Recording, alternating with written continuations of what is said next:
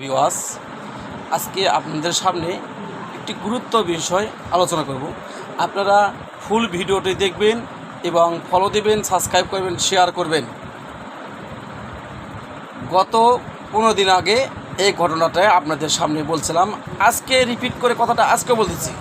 ঘটনাটা তখন ঘটেছিল চায়নাতে, আর আজকে ঘটনাটা ঘটে গেছে বাংলাদেশে। আমার কথাটা বুঝতে পারছেন? আপনার আদরের বাচ্চা, আদরের ছেলে মেয়ে বা পাশের বাড়ির বাচ্চা হোক, আপনি একটা ক্ষতি করছে বা একটা অন্যায় করছে, আপনার যে কোনো একটা সমস্যা করছে। সমস্যা করলে তার সমাধান আছে। এই বলতে না আপনার বাচ্চারে মাথায় পিঠে কোনো আঘাত করবেন না। আজকে একই অবস্থা ঘটে গেছে এখানে। রুগীটা আমি দেখে আসলাম এখনই, এখনই আপনাদের সামনে গ্যাস দিলাম, প্রেশার মাপলাম, প্রেশারের কোনো সমস্যা নাই। বাচ্চার অত্যধিক শ্বাসকষ্ট হইতেছিল। তা আমি চাই আপনারা কোনো সময়ে